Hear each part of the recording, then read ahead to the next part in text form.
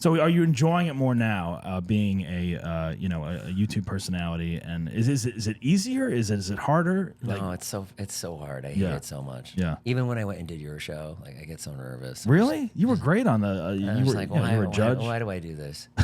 You didn't even have to have anything prepared for that. I know, even that. Really? That, yeah. You're nervous. You're nervous going. Yeah, just be up on stage. So I gotta be funny. And being funny is so hard because it is. It's you.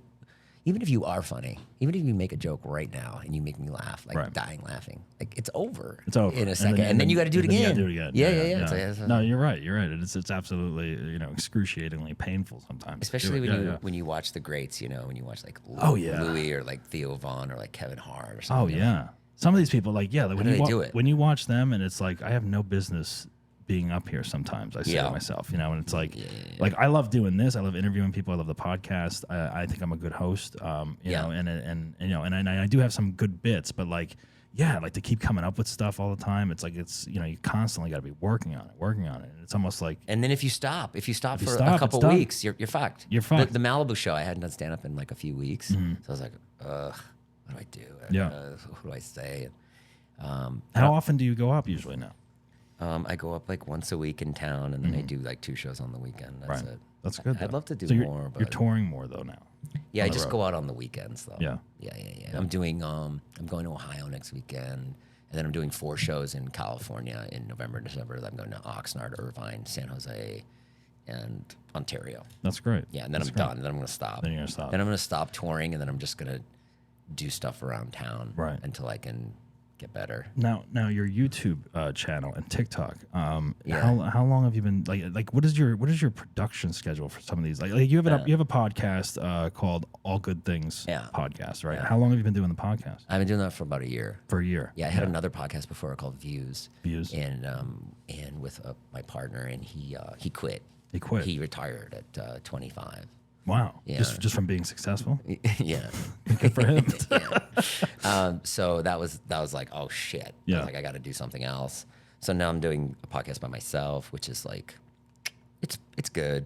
How do you like doing the podcast? Do you like it? I like it. It's just tough to get guests. It's tough to get somebody in there. It is hard, right? I mean, like someone, notable or that's going to make it worth interviewing or whatever, like I try to do an episode a week. I started this podcast kind of in pandemic.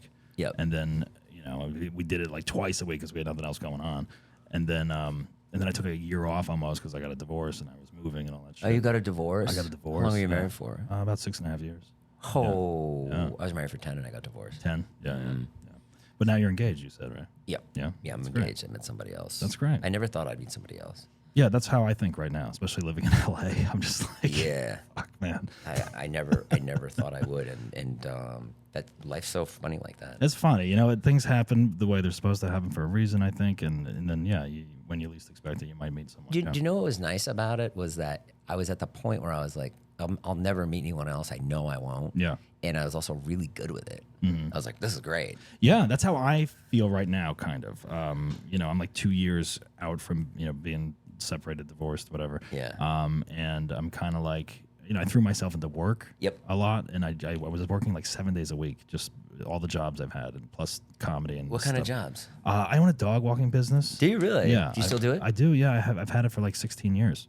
So I do that. I work for some celebrities, their dogs and stuff like that. Do you walk them, or do you have people that I go walk them? I have an assistant or two that also helps. But I do that. I work at the Improv. I bartend there twice a week. Up the street from here. Yeah, so I do that. Shit. I just and I didn't. I started bartending a year ago, kind of like when I was going through this separation divorce thing. Yeah. And I used to do it in my 20s, and I was like, I kind of just wanted, I was like, I need something fucking social. Like, I was like, I need to get, the dog stuff's great, but it's like very isolating. I'm just hanging out with people's dogs all day. Yeah. So it's like, I don't talk to anyone really. So I was like, I just need to do something. I need to work. I need to be focused, entertained, whatever. That's so smart. Yeah. And I just was doing that like for a year and a half. I was working like every day almost. Do you, when you're at the Improv, have you ever made like a great like connection there, or a great friend, or got somebody on your podcast?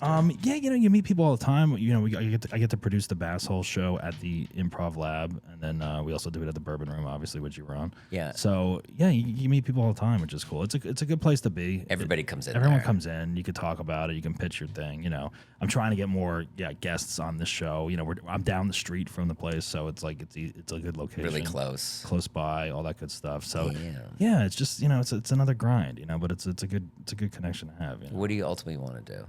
What I ultimately want to do, I love doing this podcast, and I love doing the live show, which you were a part of. Yeah. I ultimately would love to do this and, you know, tour around with that show. Yeah. Basically, and make money from it. You know, your show is the reminded me of Kill Tony. Yes, which is me and my fiancés. We're obsessed with Kill Tony. Are? Yeah. I don't know Tony. Yeah, and I think I maybe met him like a long time ago, maybe at like an open mic, like a long ass time ago. Yeah, but that show, like we watch it every Monday night. Yeah, and it's so cool because it's just we can't wait for him to drop that new show on Monday night. We sit in bed and we watch it. Yeah, it's a great show, and the Basshole show is a little similar to it. Yeah, for sure. Whereas you know, we just have the asshole story, and it's a little different, but yeah, it's very similar. Yeah. But Kill Tony is great, and when it was here, I went up to it a couple times. I never got on it, but you know, I went. Did you sign up? I did sign up, but I only went like 3 times, and I never got picked. But I wish I'd signed up and tried it when he was here. Yeah, it was really cool to watch. It was fun to watch. It's so great because he's vicious to people if they're bad. Oh, but there's if somebody's good, he'll give it up. He can change their career. No, or he'll take them on the road. Yep. I've seen people go up there and they're like literally nobody. And then he's like, you're gonna open for me in Denver this week. Yeah. And if he likes your comedy or thinks you have potential, he'll throw you a bone. Yeah.